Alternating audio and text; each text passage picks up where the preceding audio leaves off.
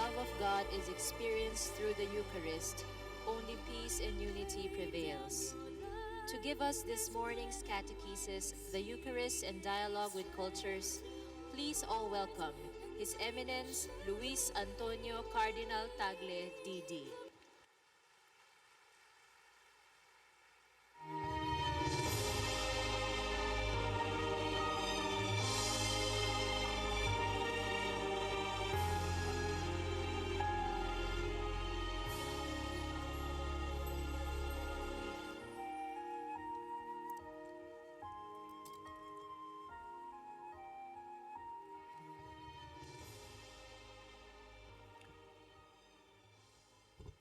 Maayong buntag.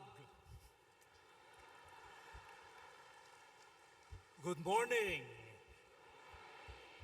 Buenos dias. Bonjour.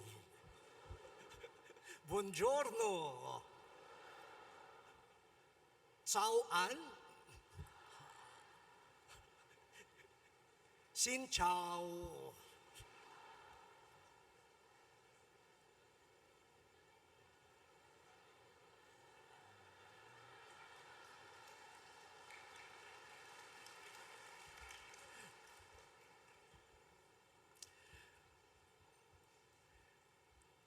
We are indeed blessed to have this day of reflection on the memorial of St. Thomas Aquinas, not only a holy scholar, but a lover of the Eucharist. To him, to his prayer and intercession, we entrust today's reflections. Every International Eucharistic Congress is special. It is an extraordinary event of grace. But for me, the 51st International Eucharistic Congress is extra special, not only because it is being held in the Philippines for the second time, and now in this beautiful and historic city of Cebu,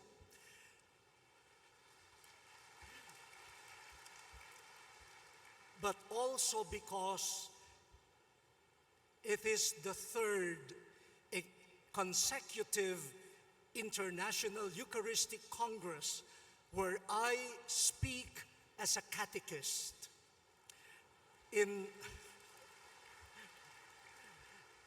In Quebec, Canada, 2008, and in Dublin, Ireland, 2012, I opened my talk by saying, I bring you warm greetings from the Philippines.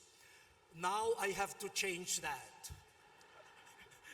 Now I say, thank you for bringing the warmth of your peoples and countries to the Philippines.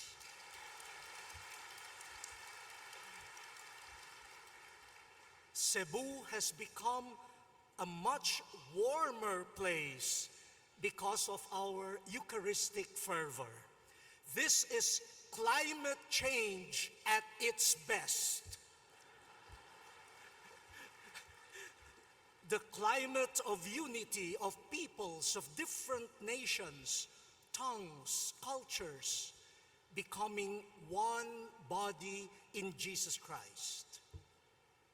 What warmth, what joy, what love. And this is the topic of my catechesis this morning, the Eucharist and the dialogue with cultures. My talk will have two parts. In the first part, I will reflect on culture and dialogue. And in the second part, I will attempt to bring the Eucharist in the center of such a dialogue. The first part. The basic text for the preparation of this Congress, which I know all of you have read, true? The basic text contains a whole section on mission as dialogue with peoples and cultures.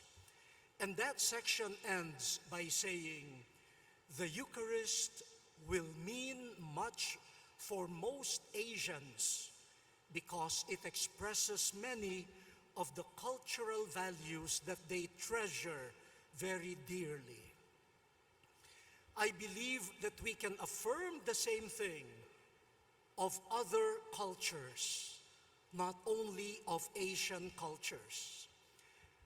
But first, let me reflect on the key words, culture and dialogue. First, culture. There are various ways of defining or describing culture. I found a classical sociological definition that has been modified, which goes this way. Culture is the whole complex of forms of feeling, acting, and thinking shared by a society which allows members of the group to survive, provides them a sense of identity and belonging, and gives their lives meaning. From that definition, we see how important culture is and how no one could escape culture. In fact, culture is almost second nature to us.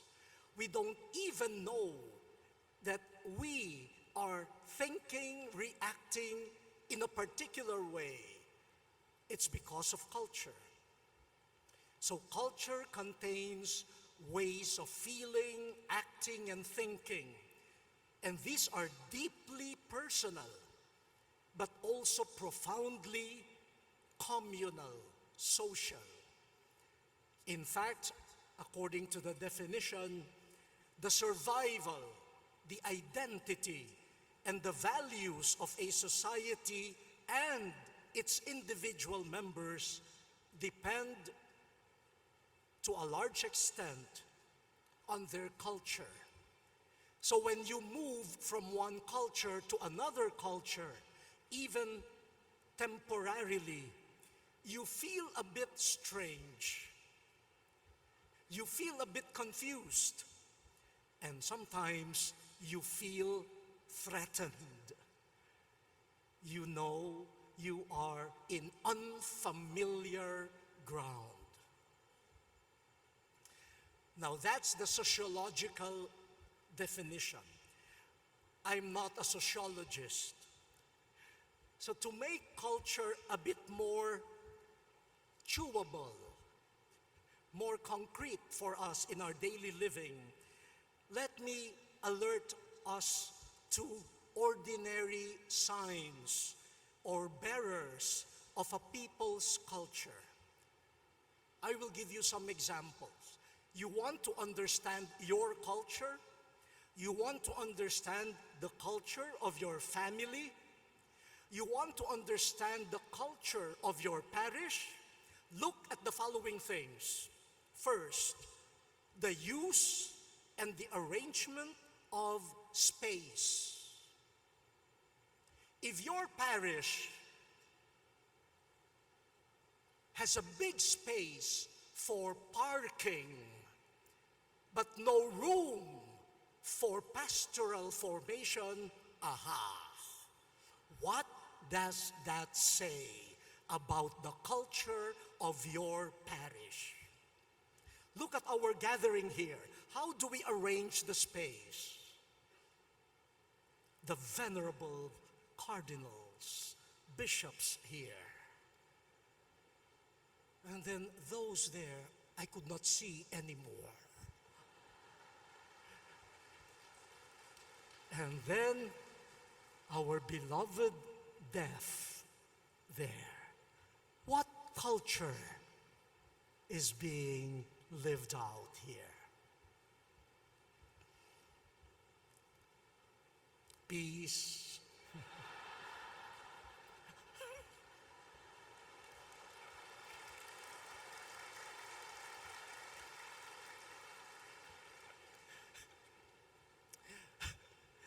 Look at your churches. How far is the sanctuary from the first pew? That speaks a lot about the culture. Now, aside from space, language. In the English-speaking world, you say the crack of dawn. Crack. In Filipino, we say bukang liwayway. Not crack, but opening. And they say in Italian, un sole che sorge. Wow. What does that reveal about culture?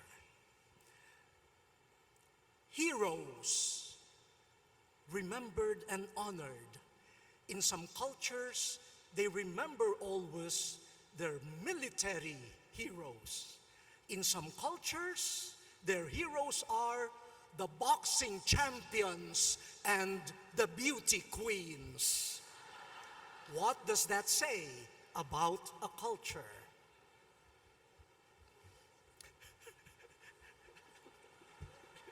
Peace. The system of awards and punishment.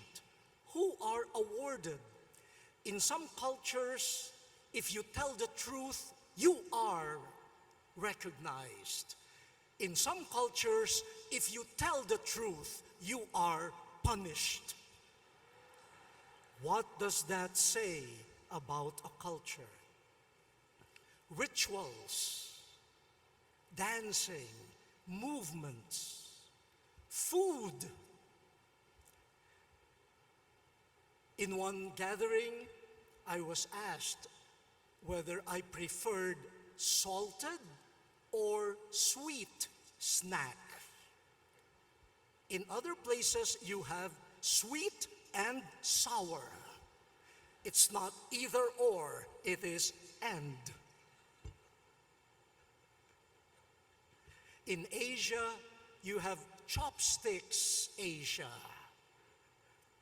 You also have curry Asia. You also have banana leaf Asia. You see the culture based on food and also the sense of time.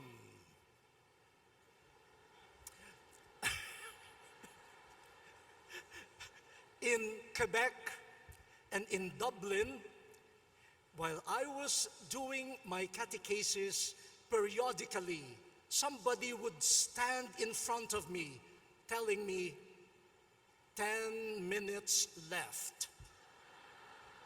1 minute left. And then the next time, we will turn off the microphone. Here, I don't think anyone would come in front of me. Nobody would dare.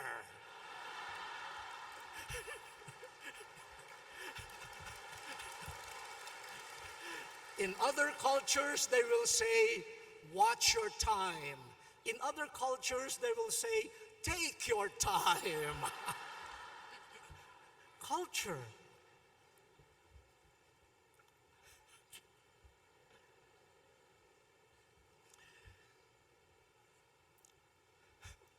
And many others.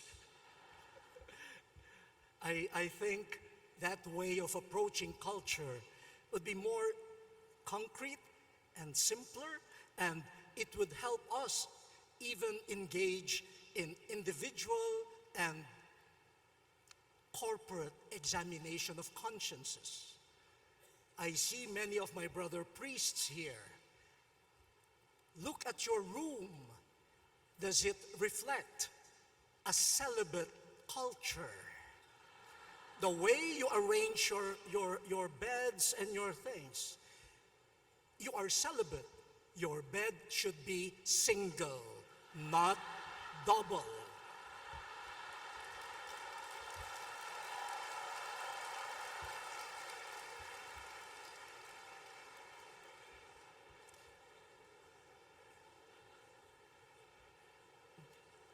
Jesus dealt with his own culture, but he offered a new way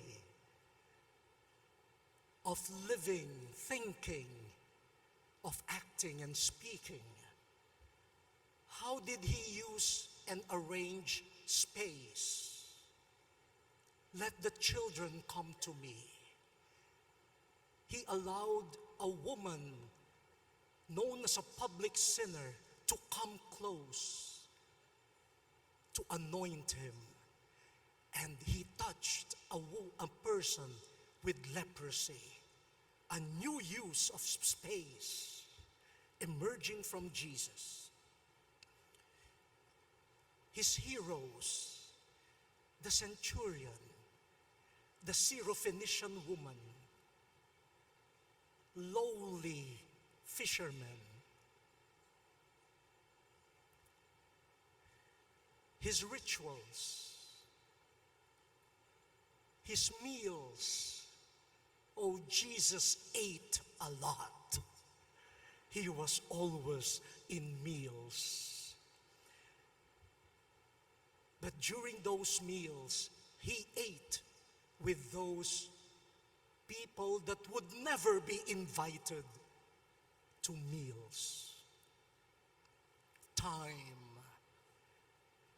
It is my Father who will determine my hour. Jesus is reshaping culture. In our contemporary time, there are many shapers of culture. The most obvious is the economic system. What is a good life? What is a comfortable life? Parents, when your child tells you, I want to pursue a degree in music, most likely, some parents will say, oh, you will not become rich as a musician. Enter into something else. Even the value system, what I will study, is dictated upon by the economic system, belonging to a group, exclusive clubs, gated subdivisions. Science, technology, social communications have been great movers and creators of cultures these past decades. When I was much younger, very few people had a camera. And you had to buy films, 6 exposure, 12 exposures, so you chose the shot carefully. Now everyone has a camera embedded in the mobile phone. So everyone now is a photographer. And so when they say, may we have a photo with you, chances are, if there are 5 people, there would be 10 shots. Each one with his or her own camera, and each one saying, one more, one more, one more.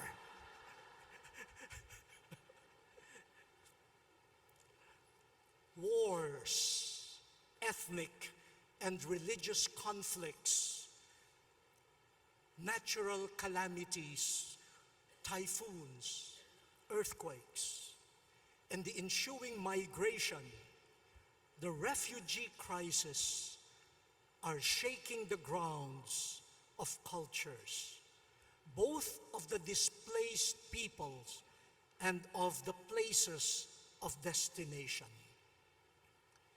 Even as we speak right now, there is brewing tension between the preservation of cultural identity and the welcome that we should afford people coming from other cultures.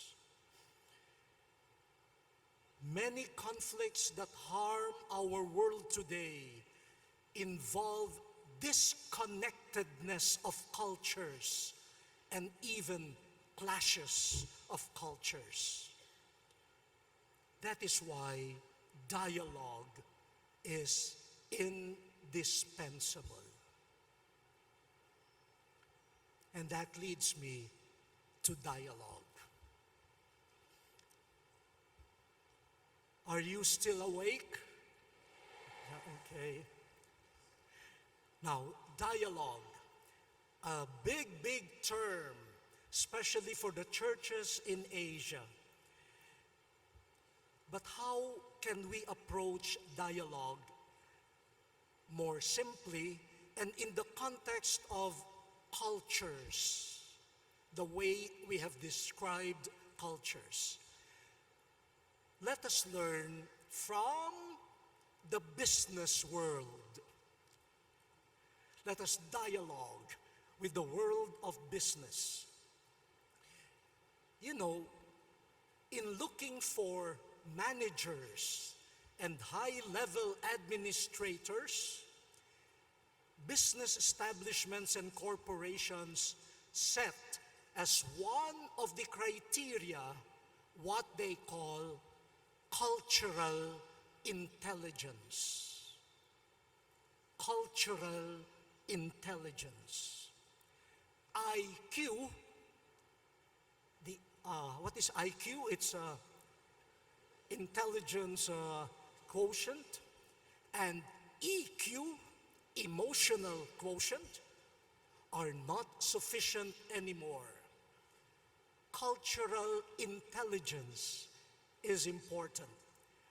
Now, there are three components of cultural intelligence. First, I know my culture, and I know how my culture affects my attitudes, priorities, work ethic, and relationships.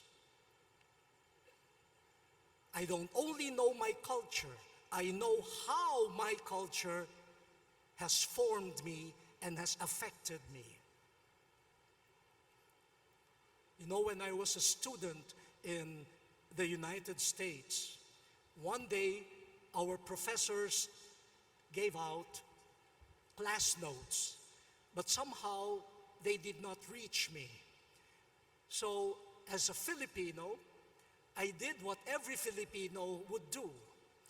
I asked my classmate who was seated next to me to pass on to me the notes. And what did I do?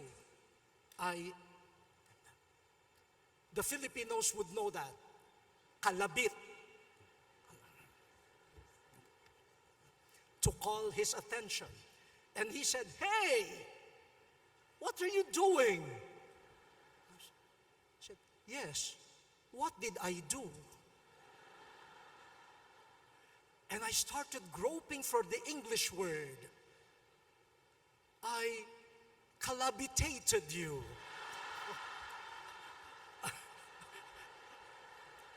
I calabitized you.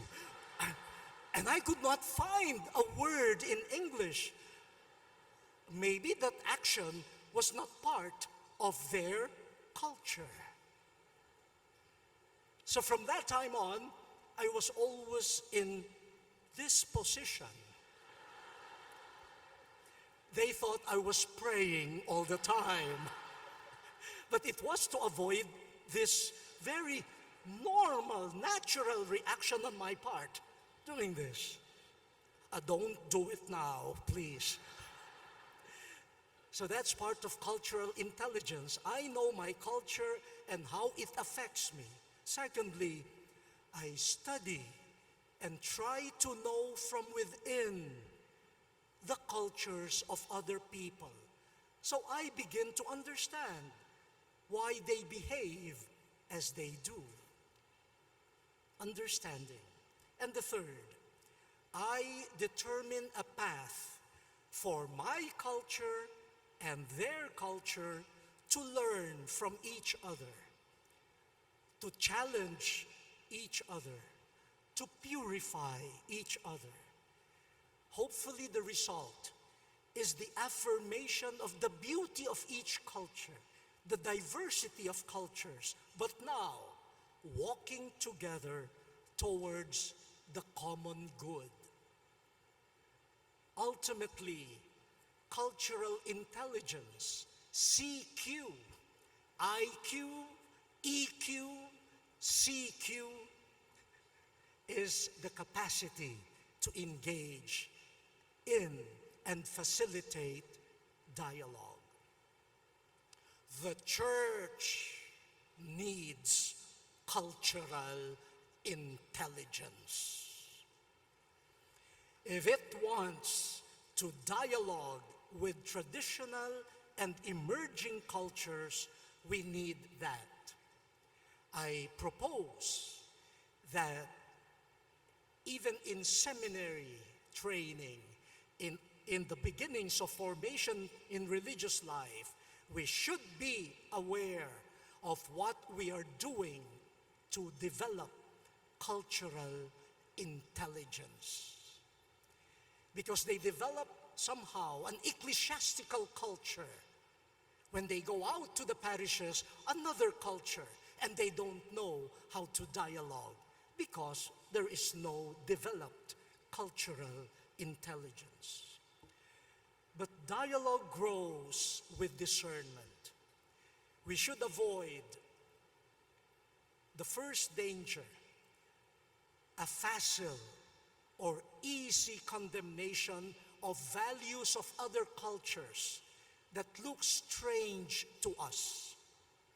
For all we know, they may contain elements of the Christian vision, but expressed in a different way. But we should avoid a second danger,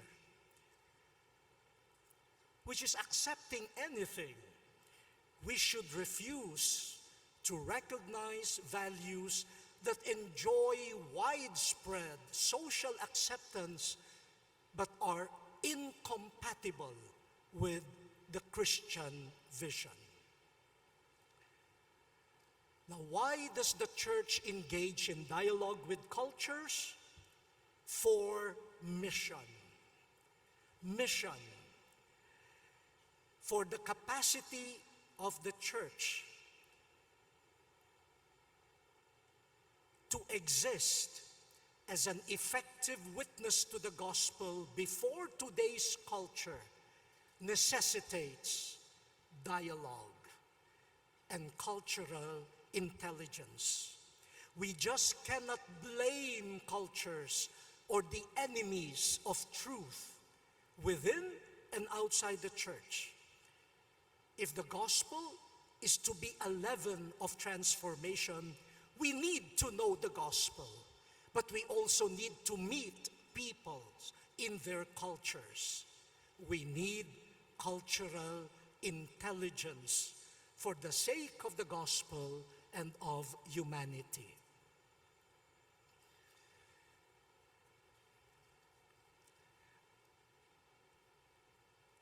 Are we still together?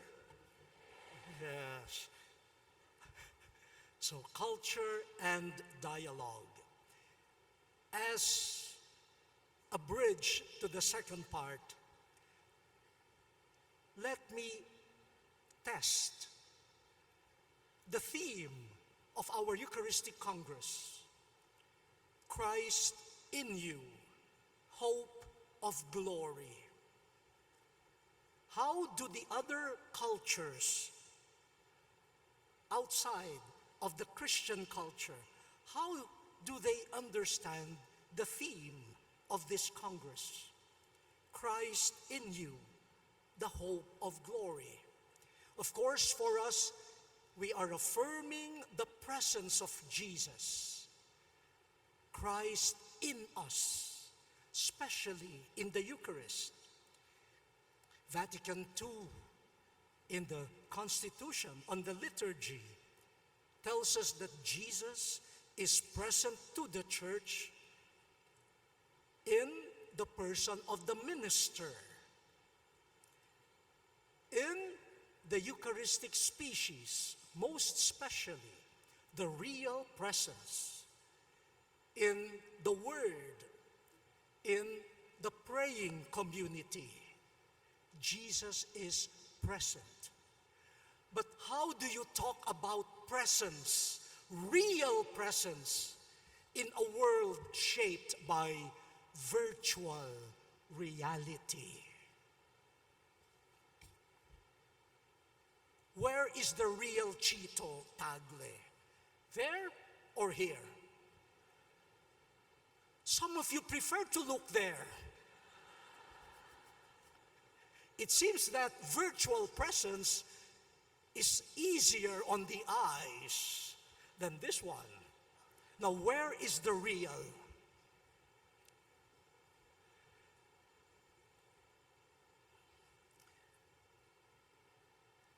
May I know how many of you were already born with the cell phone, with the internet, that what we call the digital natives? I think most of us here are digital migrants. Yeah, we are moving into this culture. The migrant workers, the Filipino migrant workers, thanks to digital technology, have contact with their families through Skype, Facebook, text messages, and other digital means. Here in the Philippines, and I know elsewhere, many mass protest movements have been organized through social media. A community is being generated by cyber technology. Is that real? Is that virtual? Yet, the same digital world or culture has formed many young people to put prominence on image. Image is everything. So I should look good on Facebook. So what is the better angle? This or that? What is real? I want to be a celebrity. Even fundamentalist, violent tendencies and the recruitment to join these terrorist groups are happening on social media. Is that virtual? Is that real? Unfortunately, even exploitation through cyber sex. That's one culture that we have to contend with. The culture of the virtual, digital world. I would be very interested in a workshop on the real presence in a digital, virtual world. When you talk to young people about real presence, what enters their mind? The adoration chapel, the monstrance, the consecration, or a Facebook page. I was having a photo with someone who had said, "Cardinal, may we have a photo?" I said, "Sure." Then she said to me, "I am your friend." And I looked at her, I said, "I don't know her." Then she said, "A friend on Facebook." I said, oh, okay. Is that a real friend?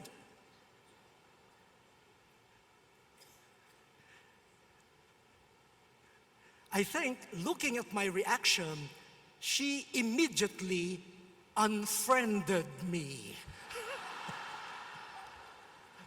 Now, is that real or virtual? But I have learned from experts in the digital culture that the term real for them means authenticity, integrity, credibility. When we dialogue with the culture of the virtual, they will look for authentic and the credible presence of Jesus in the minister, in our words, in our Christian community. We assert the real presence of Jesus. For those in a digital, virtual culture, that means I will look for a credible, believable, authentic manifestation of Jesus. With that, I turn to the second part. I will try to go to two. I have time only for two emerging cultures, and I would propose a way of Eucharistic dialogue with those cultures. The first is the culture of alienating individualism. And we propose the Eucharistic culture of convocation, gathering, communion in love. One of the great gifts of our time is the value placed on the individual human person. The appreciation of the person is good and necessary for society. This is what sociologists, psychologists call individualization. And that is important. Individualization prevents human beings from being reduced to mere spare parts of a big social machinery. Unfortunately, this healthy process of individualization has been pushed to an extreme called individualism, where the individual and the community become enemies. The individualistic culture takes the laissez-faire attitude that the individual reigns supreme and individuals can look after themselves. Look at the many books, self-help books. You can repair this by yourself. You can do this by yourself. Self-help. I don't need you. I can do it by myself. I don't know whether the culture of selfie. I don't need the photographer. I can do it by myself. Why am I raising my voice?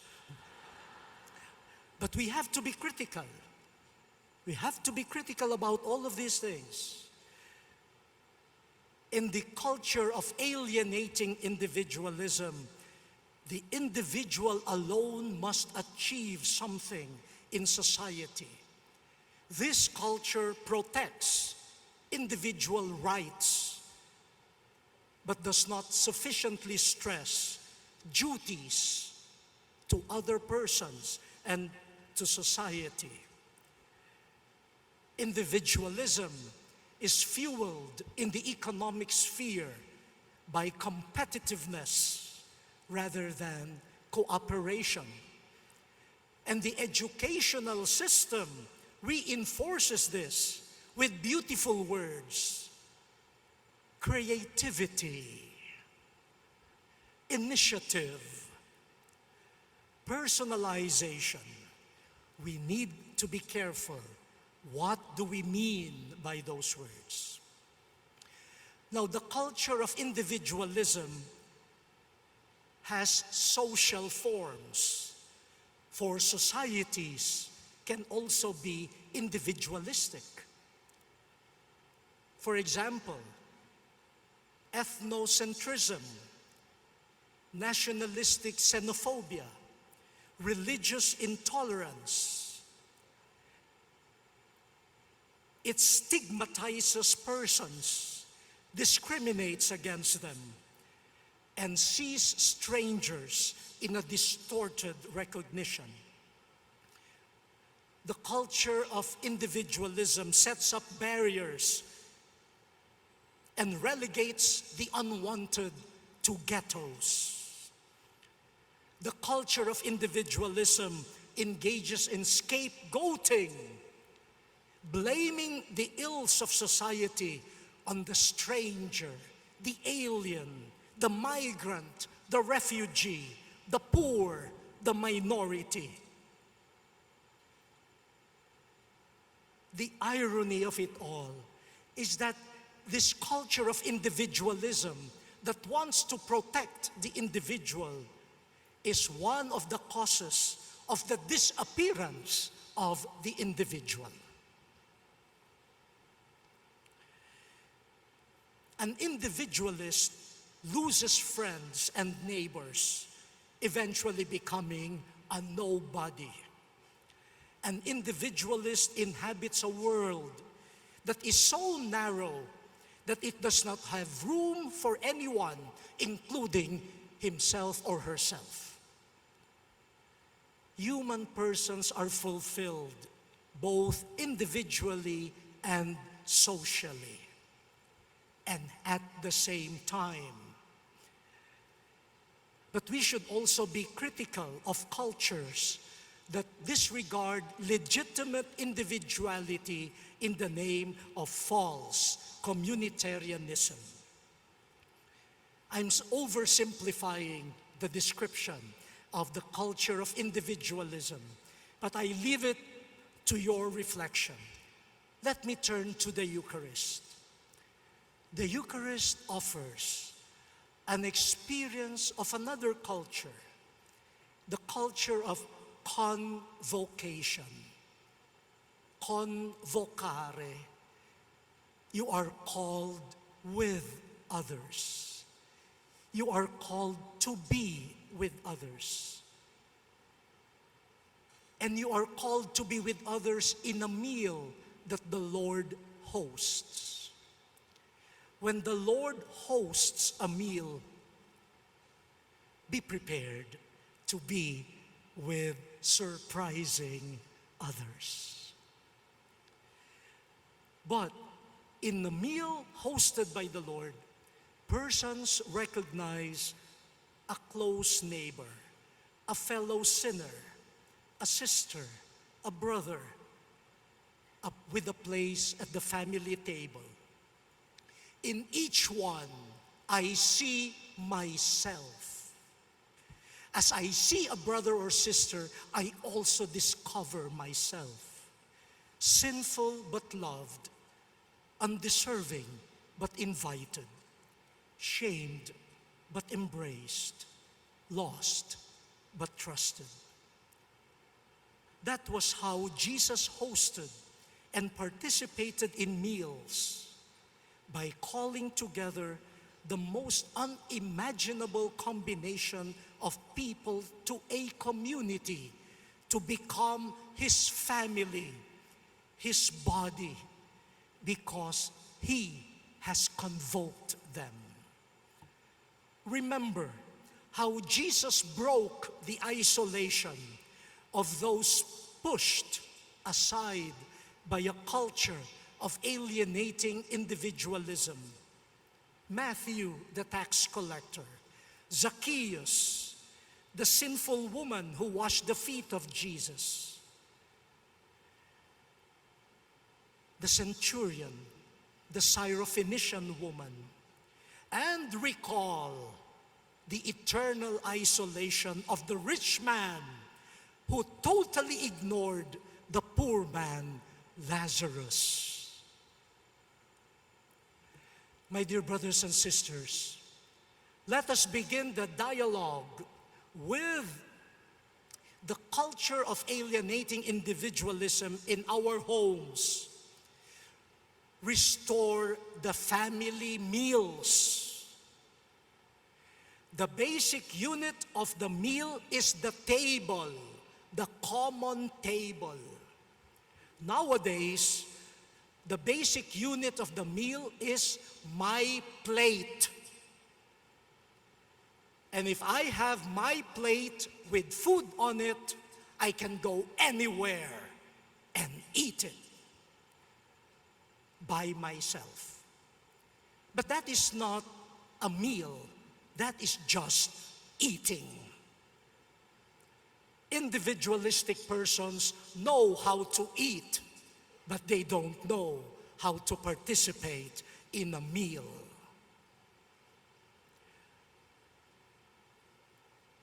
May I ask ourselves here, are our sacraments and pastoral services accessible to the poor?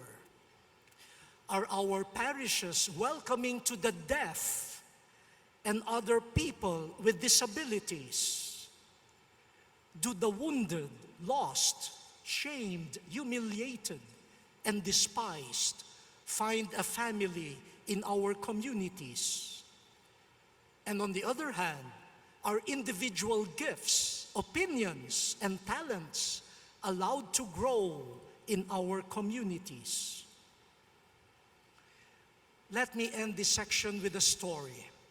When I was a parish priest in the 1990s, I invited some of the youth, the sick, the poor, the women, the people with disabilities, and the unknowns to come up to the altar so that their feet could be washed at the commemoration of the Lord's Supper on Holy Thursday. And by the way, last January 6, Pope Francis issued this directive that from now on, in the washing of the feet, the people of God must be represented.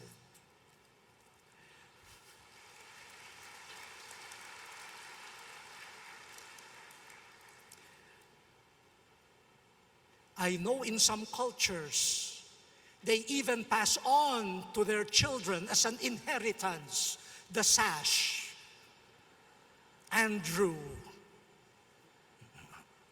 Judas. That particular Holy Thursday, we invited a poor girl who regularly sold flowers and candles at the church grounds to be one of the 12. This girl had polio. She had to walk on crutches. Many people must have bought from her candles, flowers, without seeing her, without knowing her. But that evening, to commemorate the supper of the Lord, she processed to the altar, bearing the pains and sufferings of the poor and the lame. I will never forget how it felt to hold, to wash, and to kiss her foot, her limp and shriveled foot. It would be forever etched in my memory.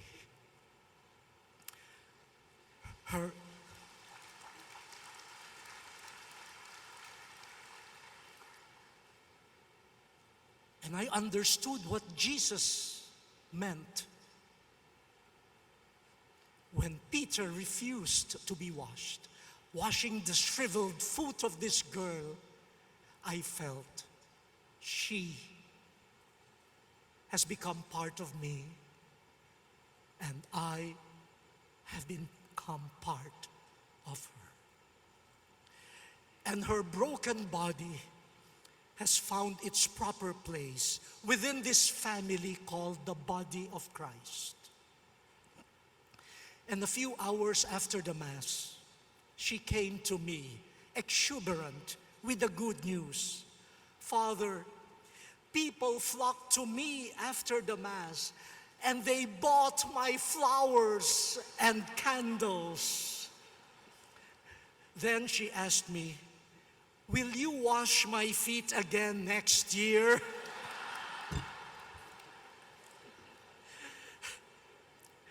She is no longer just a polio-stricken flower and candle vendor. She has entered the community.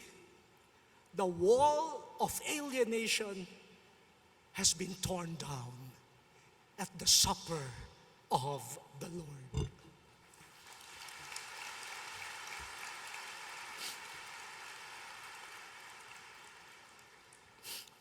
Last October 2015, with a team from Caritas Internationalis, I went to a refugee camp in Idomeni, Greece, close to the border with the former Yugoslav Republic of Macedonia. The thousands of tired, hungry, weary, dirty, confused, and anxious refugees from Syria, Afghanistan, Iraq. And we remember them, and the many, many other refugees from Asia and different parts of the world. They were longing not only for food, drink, shelter, and safety, but for hospitality and welcome. And in the midst of the tensions and commotion, I noticed an energetic lady, the vice mayor of Idomeni, who was managing the distribution of food. We were following her directions. During a pause, I asked her whether it was her job as vice mayor to manage the distribution of food. She said, "No, this is my volunteer work." Quite amused, I asked her, "Why do you need to volunteer? You already are a busy woman as vice mayor of the town." Her answer, brothers and sisters, my ancestors were also refugees. I have refugee DNA in my body. I will never forsake them. They are my brothers and sisters.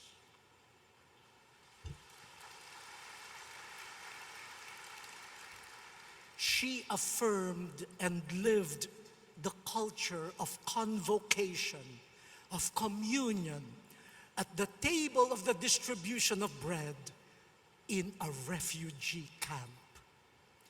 The isolation of the discarded in a broken world have found a family even for a fleeting moment.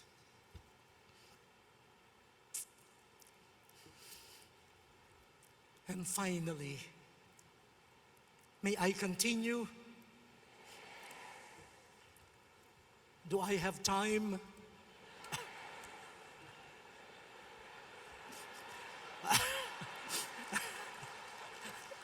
No, I will watch my time too. The second and final type of culture what Pope Francis has been talking about, the throwaway culture. And what do we propose in the Eucharist? The culture of gift and sharing. In our time, we see a culture of achievement, of success. People are driven to work hard for self-advancement and for the good of their families. Human work that develops human talent and promotes social progress must be encouraged. The sad reality, however, is that human achievement is often fueled by materialism. The accumulation, the consumption of goods, even when they are not needed, becomes a badge of dignity. Competitiveness, inequality, and affliction emanate from this culture. Buying for the sake of having leads to throwing away. And we throw away goods that the poor should benefit from, but could not afford to buy.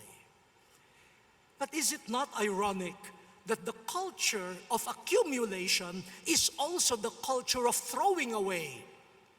Who has something to throw away? Only those who have accumulated. And they have accumulated what they do not need.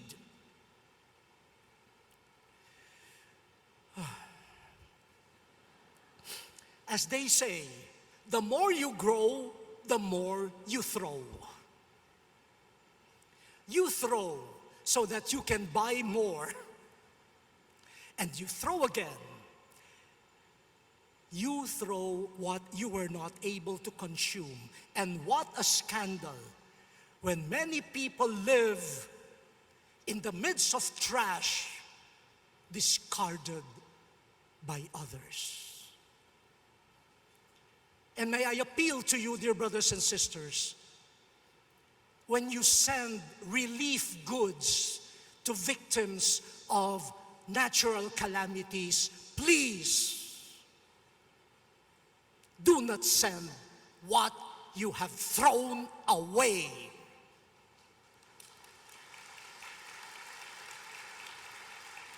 You are just decluttering your closet. Imagine, during the time of Hayan, Yolanda, as we were unpacking some of the donations, there was a wedding gown. Who would use a wedding gown? They were just throwing away unused clothing to the poor. In a culture of achievement for profit, a good life and success, we lose the sense of having been graced, having been gifted, having been blessed. Everything is my achievement. And because I have achieved this, I can dispose of it as I will. But you do not dispose and throw away a gift. If we are simple, if we live by restraint, we could go against the throwaway culture. But let us begin now. Husbands who are here, are you tempted to throw away your wife like a home appliance? She is a gift. Don't throw her away. Wives, are you about to throw away your husbands like junk? Think twice. Your husband is a gift. Parents, do you see in your son or daughter that gives you some difficulties a thing to be thrown away? Or do you see in him or her a gift of God? Mothers, do you consider the baby in your womb a burden or a problem to be thrown away, or a gift of life? Teachers, will you throw away slow learners among your students? Or will you treasure them as gifts, especially when you are teaching in a Catholic school? Politicians, will you throw away people's taxes for your parties and shopping, or guard them as gifts for social service?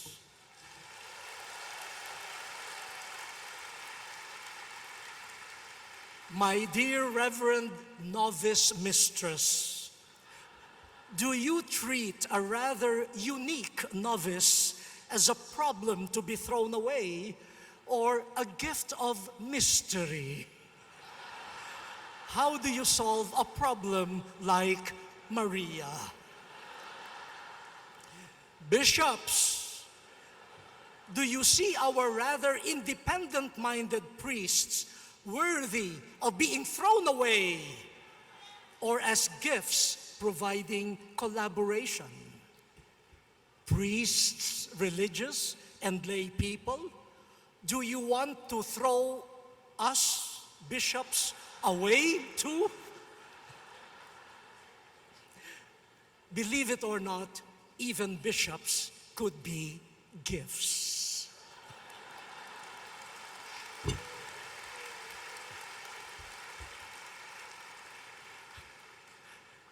The Eucharist responds to the throwaway culture with the culture of gift. You never throw away important gifts, bread and wine, gifts of God, gifts of the earth, gifts of human hands will become the gift of Jesus' presence, a gift of presence. But mind you, the Bible is filled with people who were thrown away. Joseph, thrown away and sold by his brothers. David, threatened to be thrown away by King Saul. Elizabeth, the mother of John the Baptist, thrown away into hiding during her pregnancy. Joseph and Mary, thrown away to the manger by closed doors. Jesus, thrown away by the jealousy and fear of power-hungry politicians, thrown away by self-righteous religious leaders, and finally thrown away by the betrayal and denial of friends. All of them were thrown away by an unfriendly world, but God took them in His gentle hands and gives them to us as His gifts. On the night Jesus was betrayed, on the night when all forces were conspiring to throw Him away, He gave Himself as a gift of love. No one takes my life from me. I lay it down on my own. Beware, beware. What you throw away will return as God's gift to us.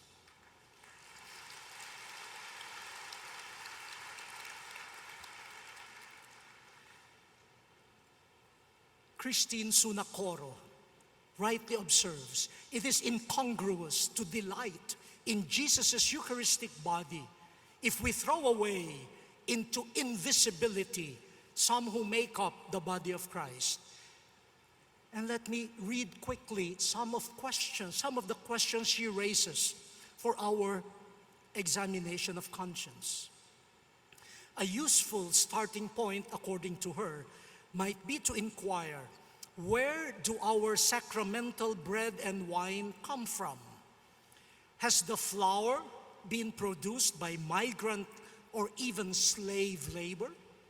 Is the wine imported from a winery that employs workers without paying them a living wage and thus prompting them to cross borders to survive, and the catered food and dishes for synods, conventions, assemblies, conferences, and task force functions in metropolitan hotel chains.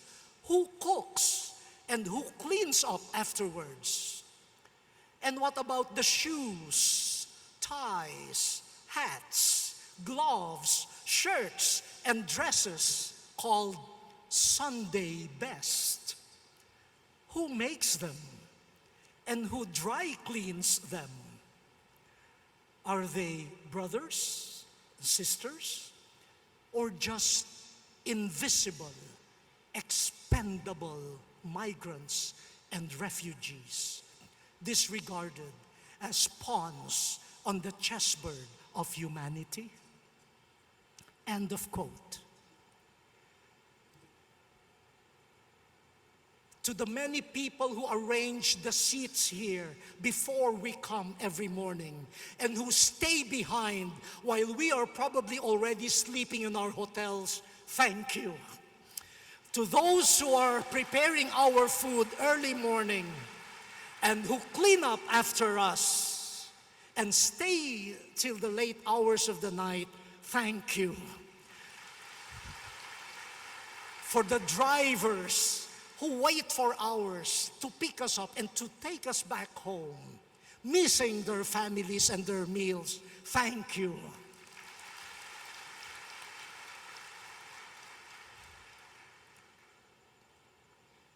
You make this Eucharistic Congress truly a culture of Eucharistic love.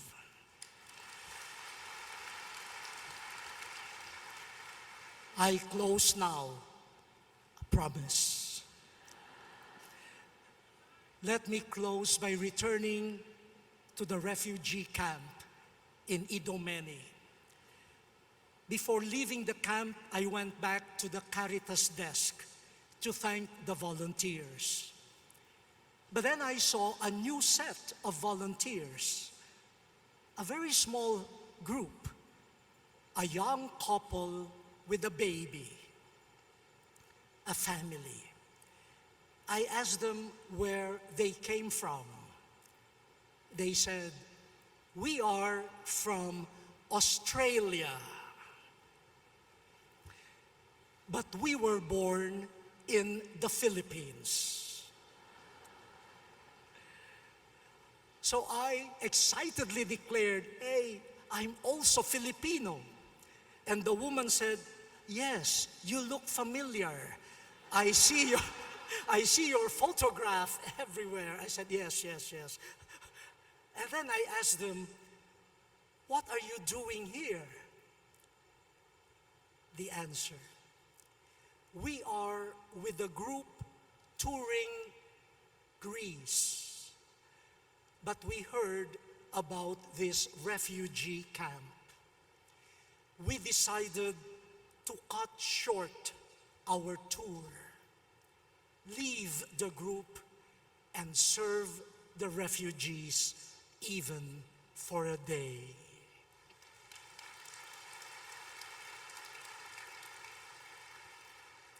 That couple with a child is a wonderful gift. I believe that for every piece of bread, every bottle of water, for every smile they gave, the refugees would not feel like trash, thrown away as rubbish on the rough seas and lands, but as gifts to be treasured. Let us behold Jesus in the Eucharist. Let us allow Him to form in us a community of neighbors, brothers and sisters. No more barriers, only bridges. Let us allow Him to open our eyes to see in creation, in persons, in the poor, the discarded, but truly gift of God. no one thrown away, only gifts to be treasured.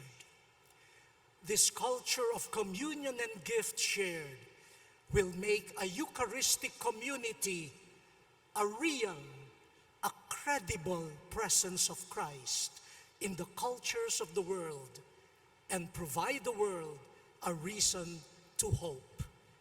Christ in us, our hope of glory. Thank you very much.